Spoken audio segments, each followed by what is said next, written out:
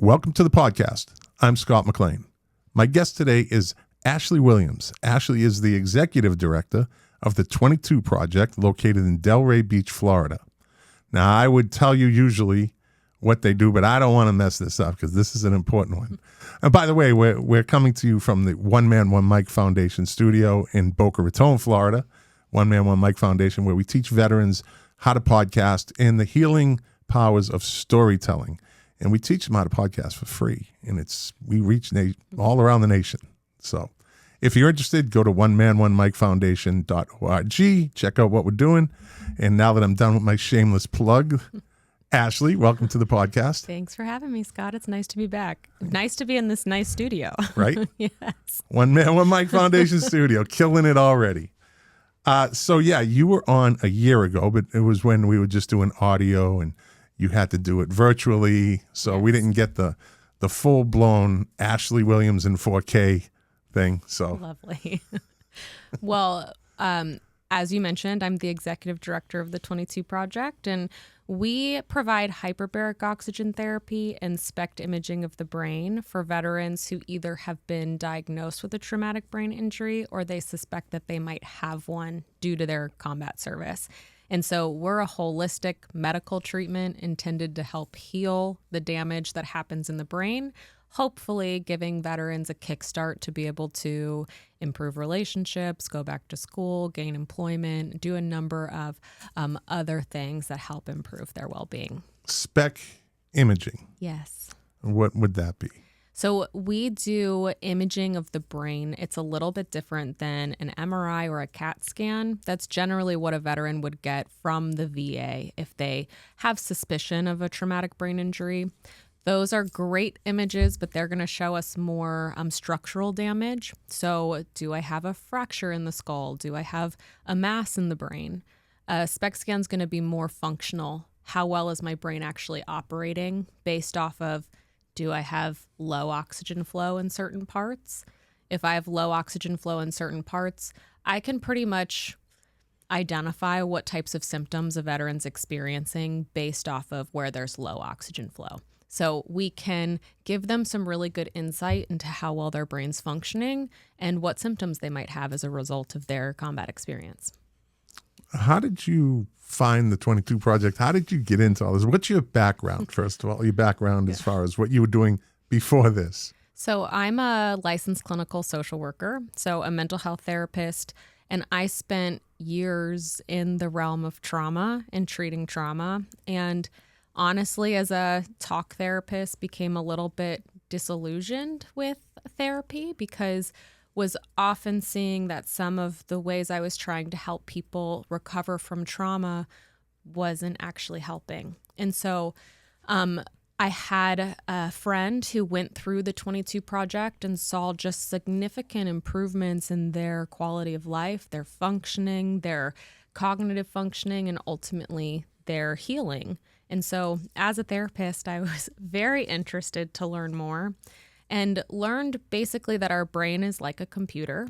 And so if I'm trying to implement software fixes when the hardware is damaged, then those software fixes like therapy or other types of recreational therapies, they might not take much of a hold because I need to address the hardware first. And so hyperbaric addresses the hardware of the brain so that then I am more capable of being able to accept some of those software supports like therapy or equine therapy or any number of things. And so as a therapist, saw that this was a very real way to be able to help people recover from trauma because we don't necessarily equate things like PTSD or trauma with actual injury or function of the brain. So pretty cool stuff. Absolutely. You mentioned talk therapy. Mm-hmm.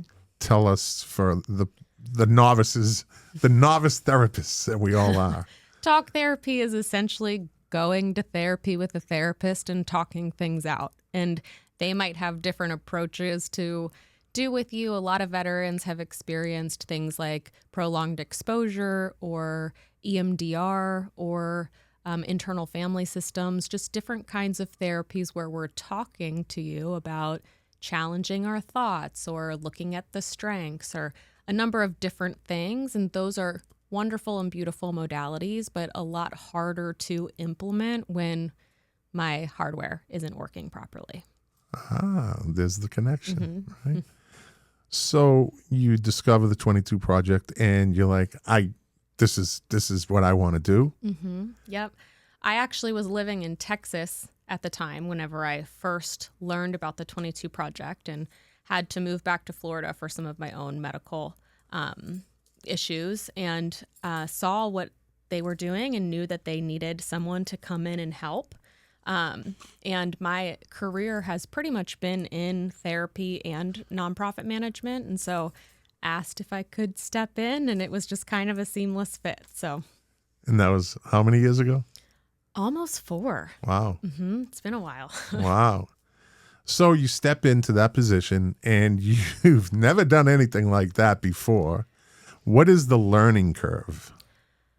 Oh, wow.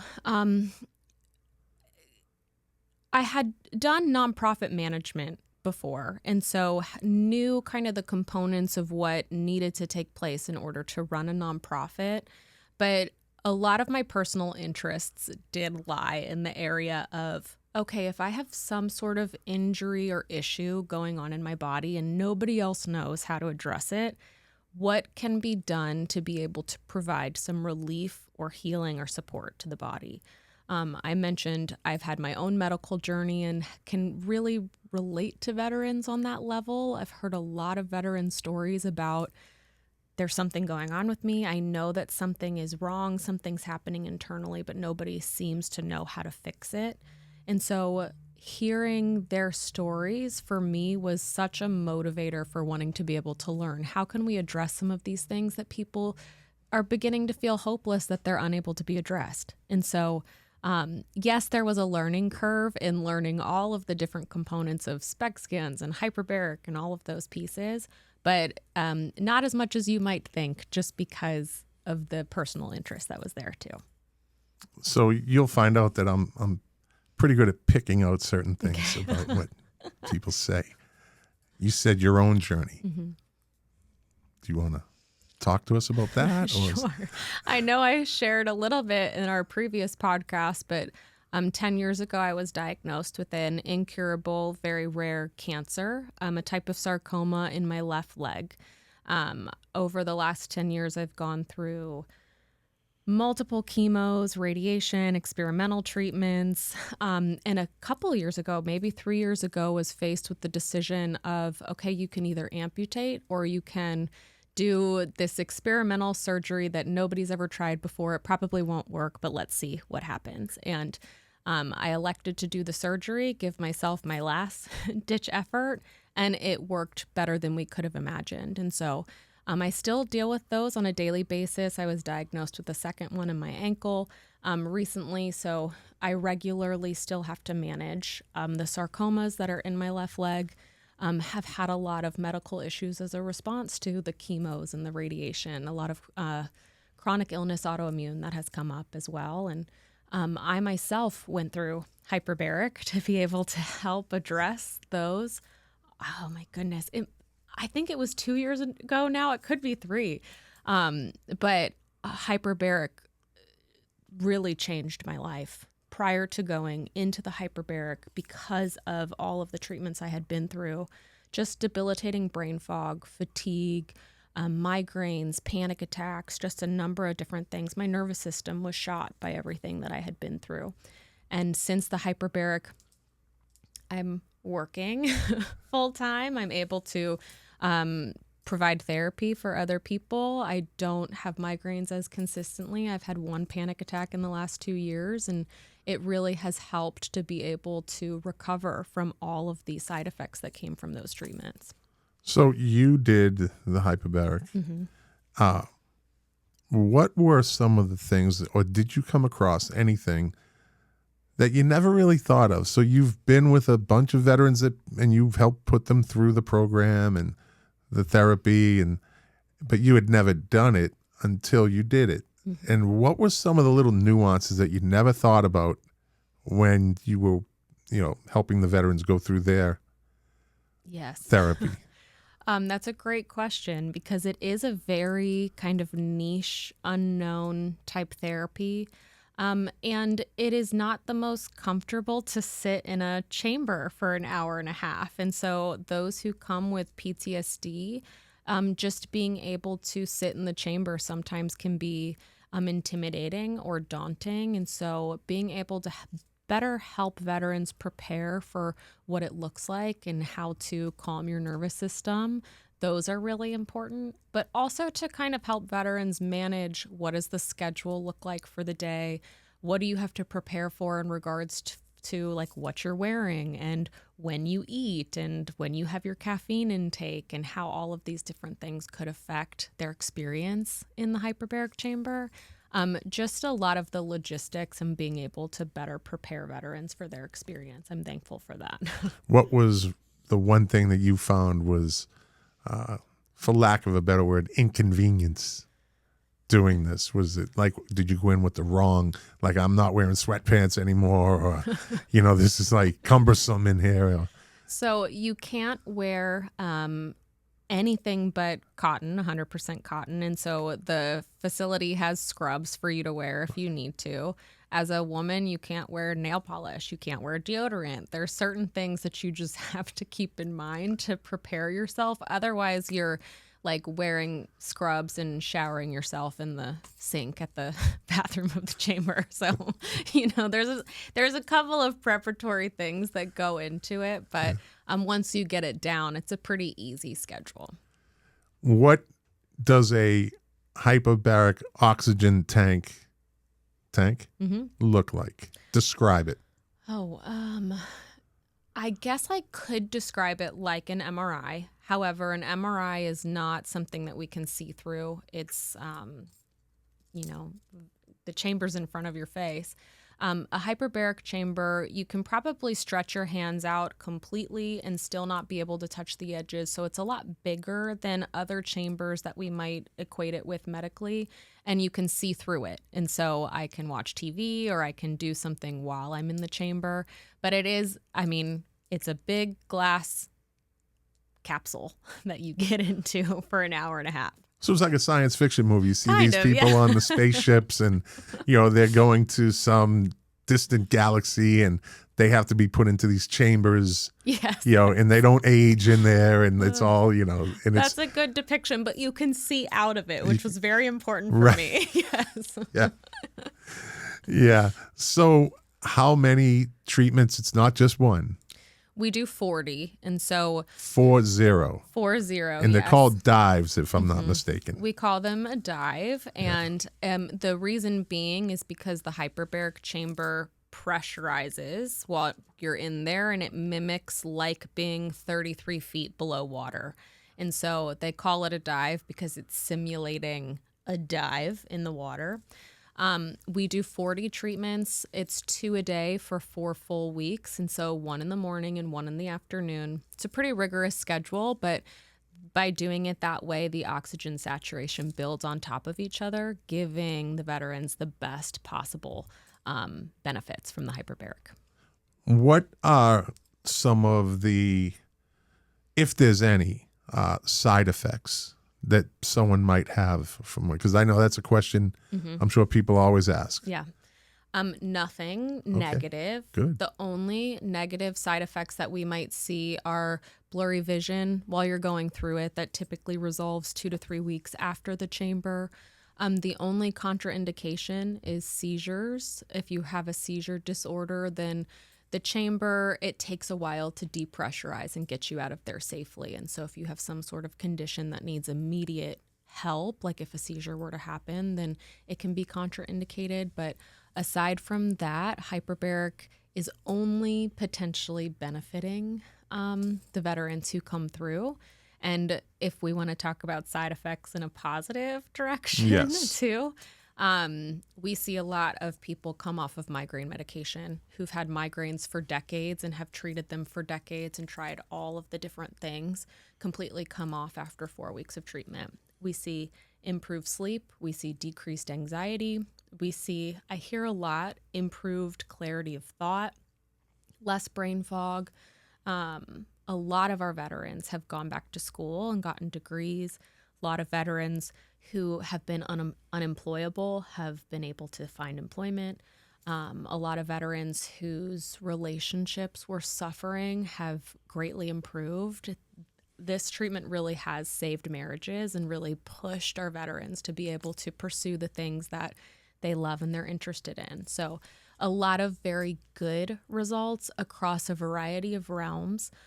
We use a questionnaire where we measure things like balance and gastrointestinal comfort and migraines, like just things across the board. And over the last 10 years, there's been improvement in every single area from the follow-up surveys that we do from our veterans. So just great results. What is the screening process to get into the program?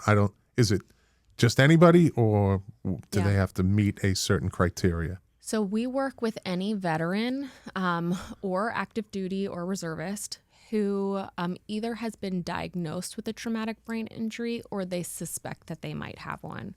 We recognize that a lot of veterans might have a suspicion of a TBI and they haven't fully received that rating. We do right now work exclusively with combat veterans, and so those are our main criteria. Combat veteran who either has been diagnosed with a traumatic brain injury or suspects that they might have one.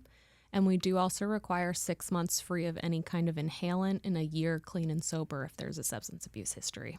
Inhalant meaning? Smoking, vaping, anything that you inhale. The lungs are what receive the oxygen, so we have to be at least 6 months free and clear so your lungs are healthy enough to get the benefits of the oxygen therapy. So 40 dives, how long does that take? Veterans are in town. They're here getting the treatment for 30 to 35 days. Each individual treatment is an hour, but it takes about 10 minutes on either side to pressurize the chamber and depressurize the chamber. So we prepare them. Each dive is about an hour and a half, 2 a day, over 4 full weeks. Every day? Every weekday. Every weekday. Yes. Okay. So say somebody is in Arizona and they're listening to this, because people listen to this from all over the world, by the way. Just kidding.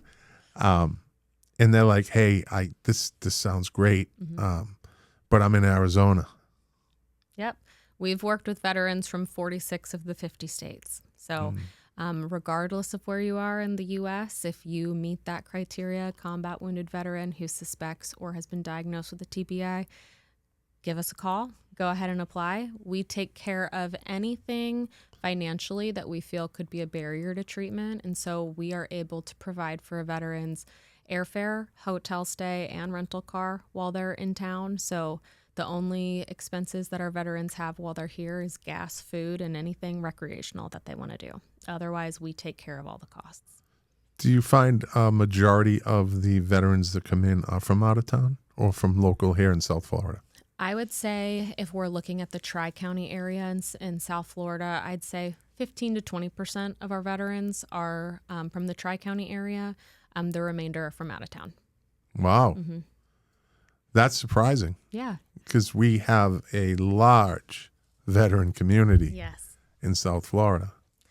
Yes. The one of the things that we strongly recommend for hyperbaric is to remove whatever stressors you can from your life during that 30-day period, because stress is going to have effects on the brain and the body, and we want to give the body the best possible chance at receiving all the benefits from hyperbaric.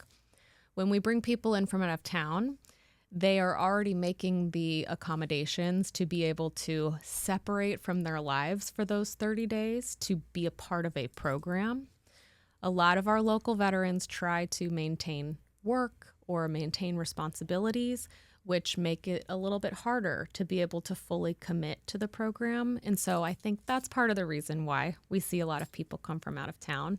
But for our local veterans who are listening too, it's a valuable treatment in your backyard. And we have avenues for local veterans to be able to get access to the treatment pretty quickly. I have talked to more than a few veterans that have had this treatment, and to a person, they said that it changed their life And so, it's not like it's, 1 out of 3. Mm-hmm. Like, I don't know if I've talked to 5 and they've all said it's amazing. Yep. I actually have a friend that's out in Utah who he came through this course. Yes. The One Man, One Mic Foundation podcast course. And hyperbaric oxygen therapy literally saved his life. Mm-hmm. And he decided he wanted to start a nonprofit out there in Utah doing the same thing, Very cool. which because of what it did for him, and he actually had a veteran who listened to his interview that I did on this podcast, reach out to him and say, because of you, I went and had hyperbaric oxygen therapy and it saved my life. Very cool. So this is one of those amazing nonprofits that does not seem to have a downside. I think so. Yeah, I think that some. Well, I'm not going to get into all that. That wouldn't be fair in this conversation. What is the aftercare? So afterwards, we have a couple of touch points with our veterans, but we're a very organic nonprofit. And so we have a lot of board members, a lot of volunteers, a lot of people who have been involved for a decade at this point, who are very committed to the veterans who come through this program. And so we have formal routes of aftercare and we have informal routes of aftercare because there's a lot of really strong relationships that are built with the individuals who volunteer for our nonprofit. Now, formally, we touch base with our veterans the week after they get home to make sure that they're settled, they have all the resources in their area that they need, and to review their post-spec images. I actually came here from reading some of our post-spec images from our last group, and it's interesting what you were just sharing because this veteran broke down on the call with me and told me I came home to a lot of circumstances I didn't expect and outside of my control, and had this happened prior to the treatment, I think I would have considered offing myself. It was just too overwhelming. But coming home, I have this calm and clarity and peace of, wait a second, I can handle this differently. And even though it's overwhelming and it's hard and I'm hurting, I can still handle this in a way that feels like I'm moving forward with clarity of mind and I know what to do, which is huge. We love being able to hear veterans feeling that like resolve and confidence in themselves and their ability to handle the things that are thrown at them. And so we try to touch base immediately when they get home just to make sure that they have all of the resources that they need once they're home. And then we touch base 6 months, 12 months, and 2 years. We want to get an idea of how they're feeling, what their symptoms are like, do they have the resources available to them in their area, and as much as possible, we try to connect them with local resources if they're still in need. So those are our formal avenues, but informally, a lot of our veterans get very close with our veteran alumni in South Florida, with our founders, with our board members, with our volunteers. And so we're hearing stories all the time of just these organic conversations and touch points that people throughout our organization continue to have. Okay, I'm going to dig a little bit now. And if you don't want to talk about something like this, that's fine with me. So you talk to these veterans and you just expressed a very touching, emotional story. Now, you've been doing this for 4 years and you've worked with a lot of veterans. Yes.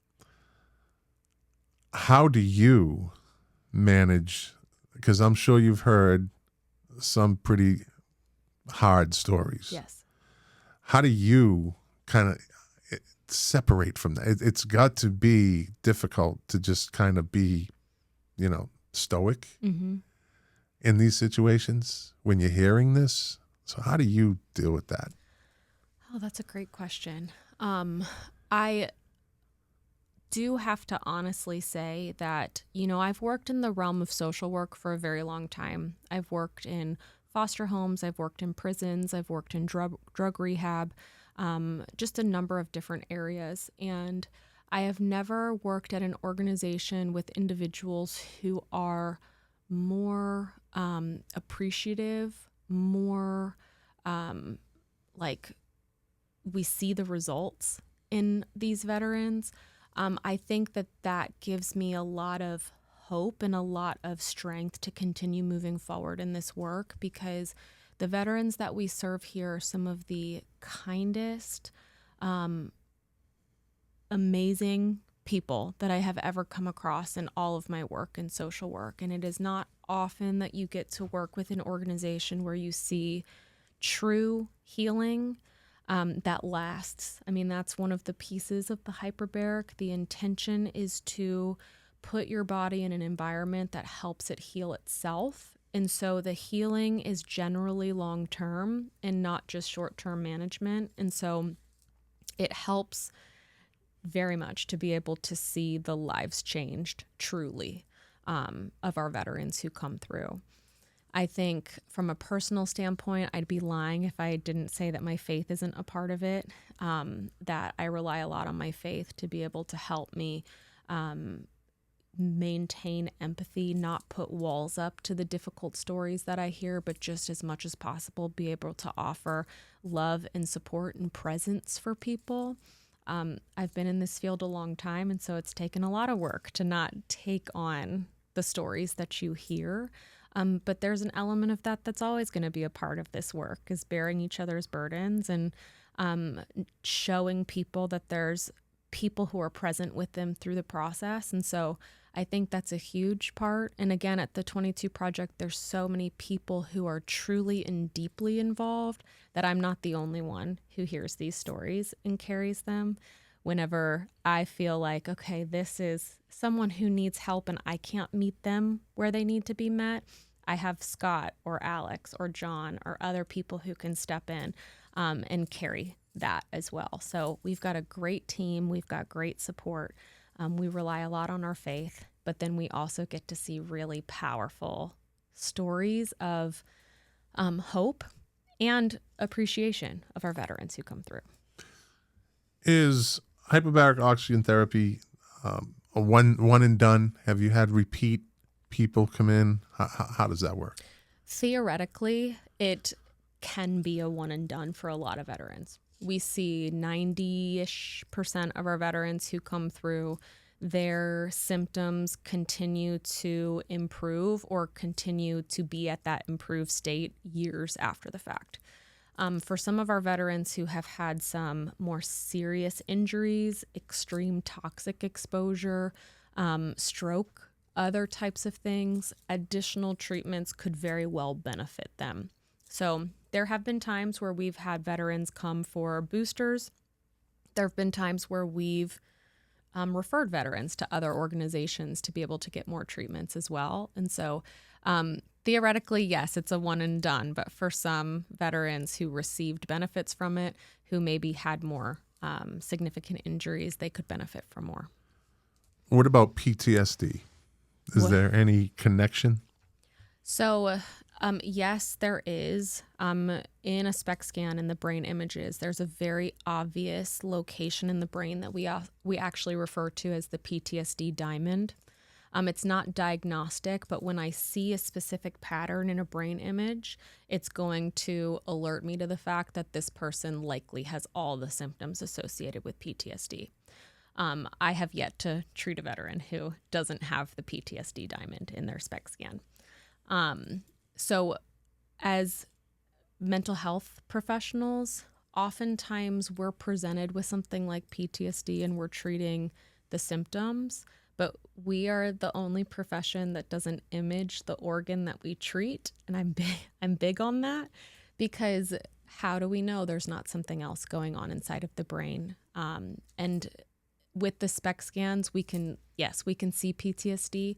And oftentimes the hyperbaric brings oxygen specifically to the place where PTSD symptoms manifest. This veteran that I just mentioned, that I read his SPECT scan before coming over here, hypervigilance, 0 to 100 reactions, fight or flight in even the most benign situations were some of the things that he was experiencing when he came down. Really dark, meaning really low oxygen flow in the PTSD part of the brain. In the scan that we just read, significant improvement. And like I mentioned, him saying, I could take a pause. I'm not reacting. I'm not going from 0 to 100 very quickly. I'm not wanting to flee the situation. And so we see the results with PTSD as well. So the reading of the SPEC scan, right? That is, so you do the before. Yes. And then you do the after, right? Tell us about that. I am privileged to be able to be the one to do that. So I'm trained to be able to read the scans. And it is my favorite part of a veteran's journey because so often veterans will come to us, and I get asked this question probably more than any other question is, do I have a right to be here? Because a lot of veterans will hold themselves back saying, I don't want to take the spot of one of my brothers or sisters who might be able to benefit from this more than me. And so the first question I'm asked by probably over half of our veterans is, do I have the right to be here? The scan is, I think, one of the most validating experiences for our veterans because so many have been told there's no evidence of anything going on in your brain. Your brain is fine. You don't have TBI. And when we look at the scan, it's very obvious that there is evidence of injury, of inflammation, of low oxygen flow. I've had veterans break down with me before saying, so I'm not crazy. Like there is something going on. I knew that there was something going on. And I think it serves this dual purpose of validating, and that can be really heavy, but also it can bring so much hope where, okay, if you've been able to identify that there's something that's going on, then that means that we can do something about it. And that initial scan, I think, is some of the most profound moments I've had working at the 22 Project. The post-scan readings are always typically pretty joyful of being able to see just very specific areas where the oxygen therapy has been able to address and bring more blood flow and more oxygen flow to the specific areas that need it. And so most of the time, the post-scans, those readings go a little quicker because veterans will start by saying, I already know what's improved, this and this and this. And then I can go through and say, oh yeah, you're right. Like those are the areas that have been addressed. But the pre-scan is, I think, one of the most profound parts of the entire experience. So that friend that I was talking about, he said, I told him the story about getting the final SPEC scan reading. And he said he went out to his car and he just broke down crying. But it was more tears of relief. Yeah. Because he said exactly what you said. I'm not fucking crazy. You didn't say, but that's what he said. He goes, I'm not fucking crazy. Yeah. This was real. This was fucking real the whole time. 100%. And very few people believed me. And that absolutely gave him pretty much a new lease on life.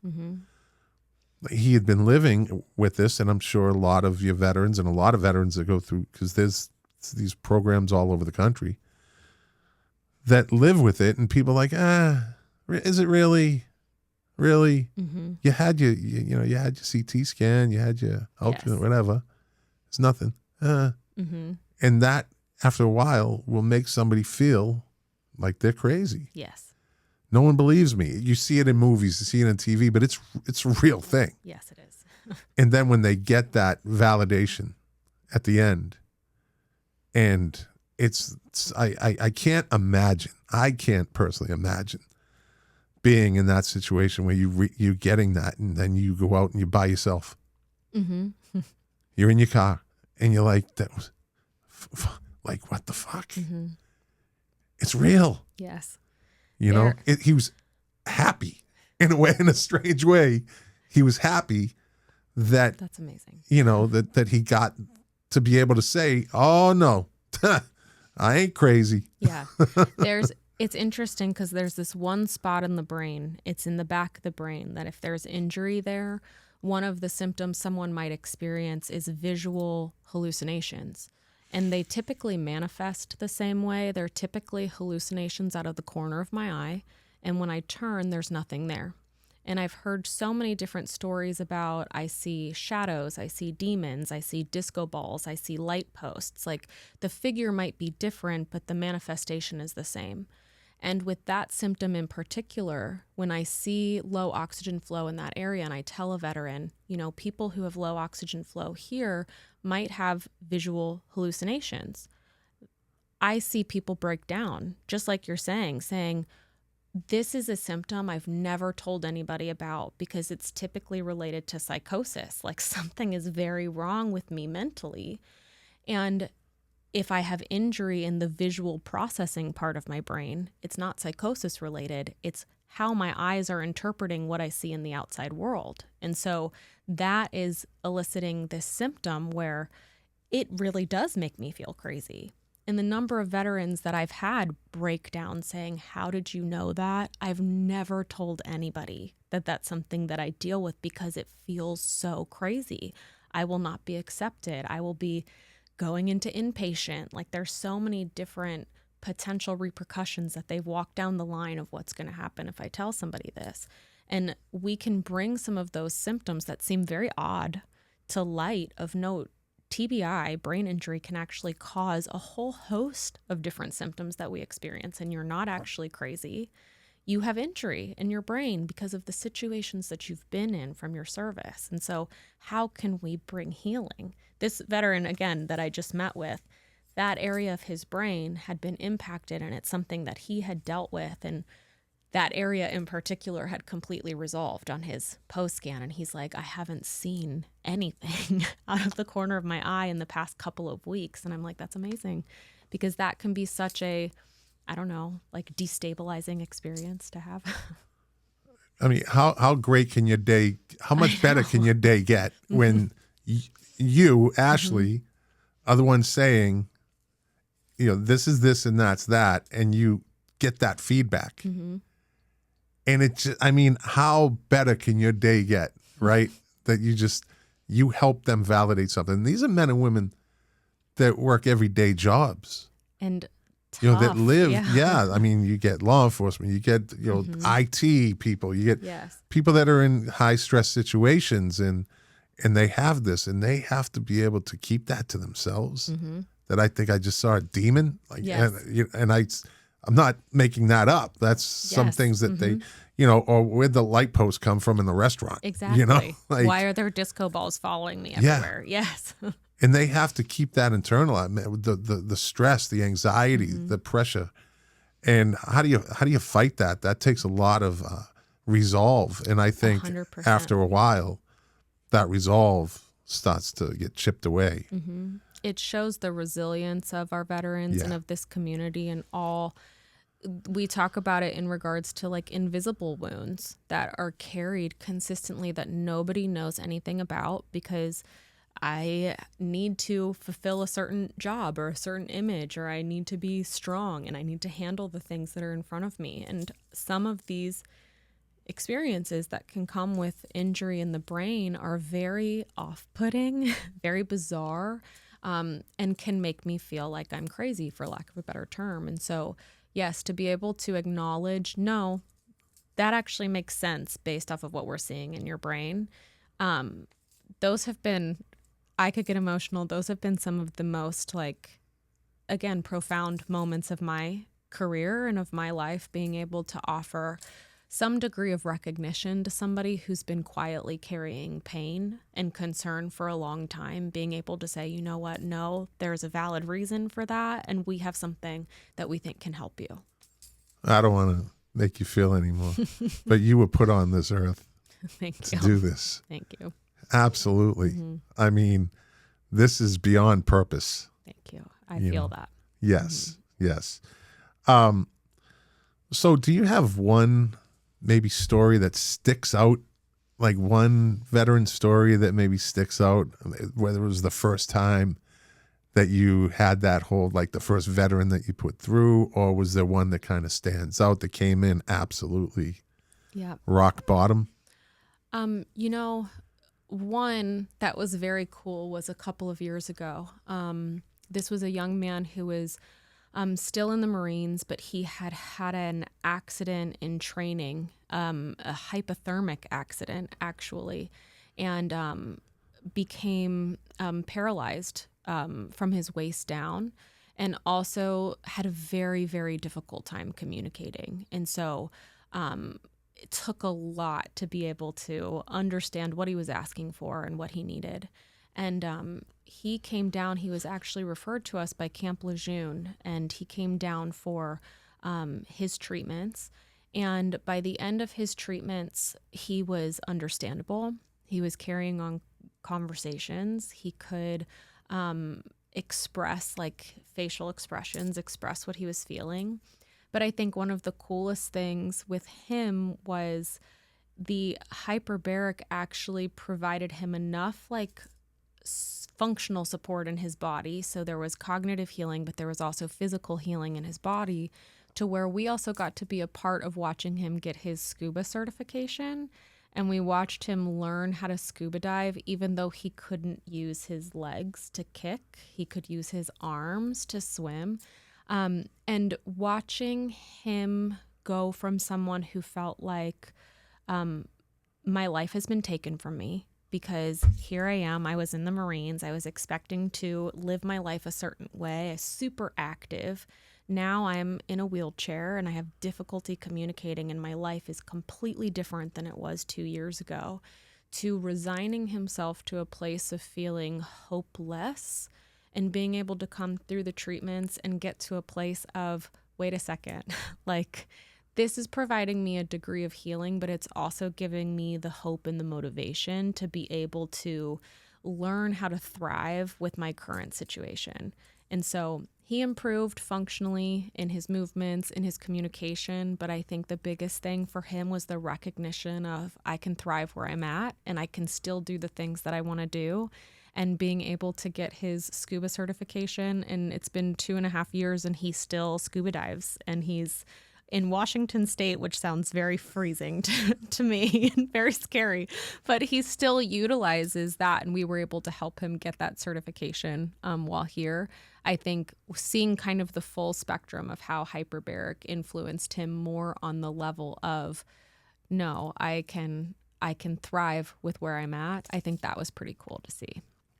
Have you had any older veterans, like Vietnam veterans or anyone like that? Yes. So we will work with any veteran regardless of age. With hyperbaric, it will address injury and inflammation in the brain, and it doesn't necessarily matter how long it's been since that injury occurred. Now, obviously, we would love to be able to treat people as soon as they come back from deployment and things like that, get it in early.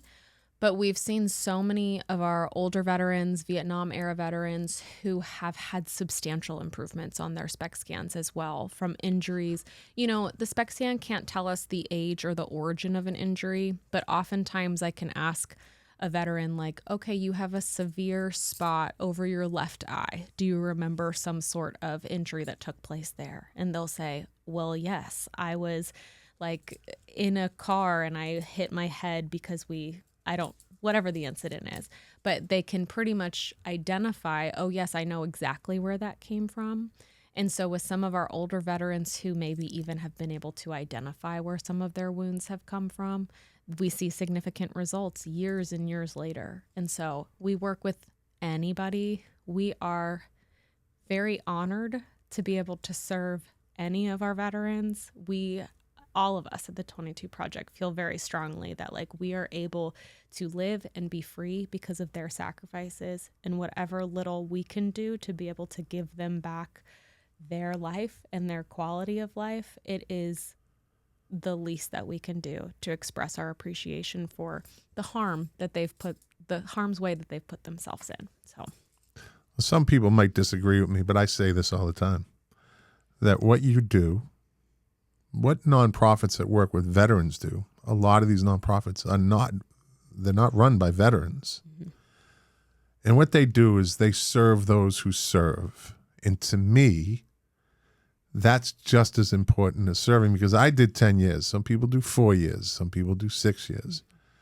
but you've been serving and you're going to continue to serve for a long time, longer than what their enlistment was. You're there for us when we get out.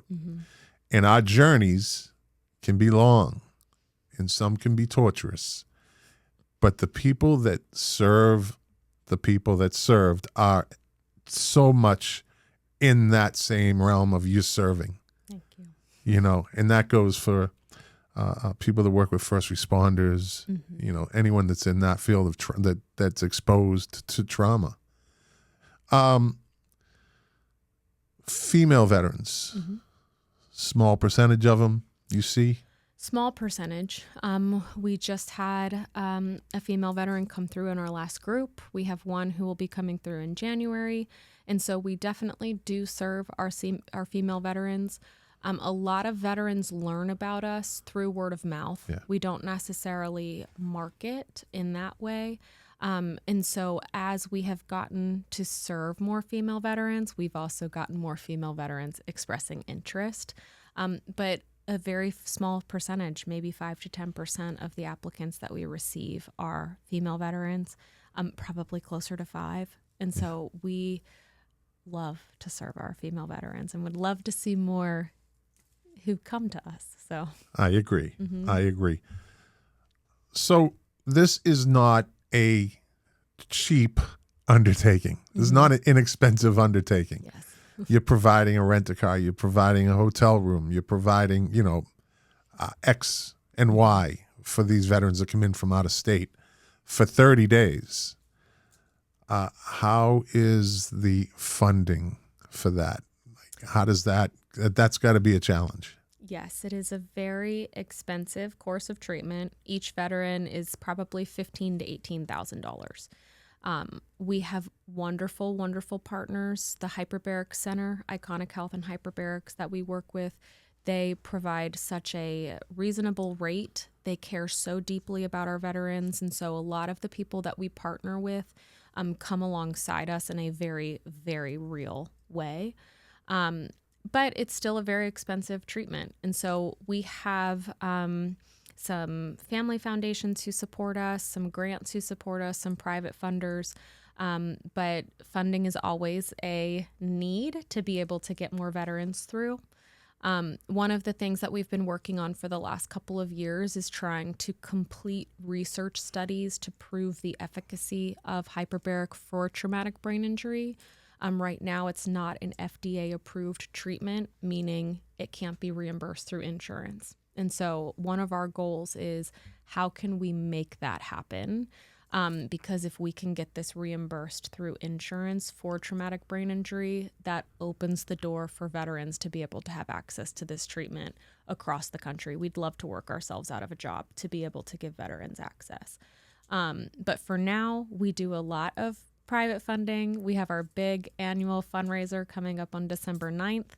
It's a golf tournament that's at Jacaranda Golf Club that we're currently looking for sponsors and people to come golf and people to come spend the day with us. But a number of fundraising options or opportunities throughout the year, but a lot of family foundations and grants who support us. Jacaranda is in Sunrise? Oh, goodness gracious. Oh, Plantation. I think it's Plantation. Yeah, it's Plantation. Yeah. And if I'm wrong, you can look it up. Davie Plantation area out there. And website? So our website is support22project.org, support the number 22project.org. All of our information is on there. We are updating the website, so we'll have a whole bunch of new information up there in the next month or so. So check us out there, but support22project.org. And the website has the stories. It has the veterans. You get it all on that website. Yes, we have a ton of testimonials from veterans, a ton of videos, and just written stories about their experience. Well, I got to say, this is the real deal. This is the real deal. Mm-hmm. I'm always speechless after I'm done hearing all this. We've talked about this last year, and I just find this amazing. Thank you. And thank you for what you do as from a veteran to somebody who's serving those who served. And if you're out there listening or watching and you like what they're doing, go to support22project.org. I'm sure they have a donate button. Right in the top right-hand corner. There you go. And if you like what Ashley is doing and the 22 Project is doing, as I always say, give them your money. Give them your money. That is the engine that runs every nonprofit machine. It's the donations. And what they're doing is amazing work for veterans who at one point felt helpless. Like they say, I was lost, then I was found. Right? Yeah. Mm-hmm. And so with that, I want to thank you for coming on. Thanks, Scott. Thank you for what you do and for allowing us to introduce ourselves to a whole host of people who might not know what we're doing. I appreciate the opportunity. Well, I'm here to serve those who serve the people that serve. Thank you. Love it. Right? That's my thing. And stick around. I'm just going to do the outro, and then we'll talk afterwards. Well, we built another bridge today. This is a hyperbaric oxygen therapy bridge.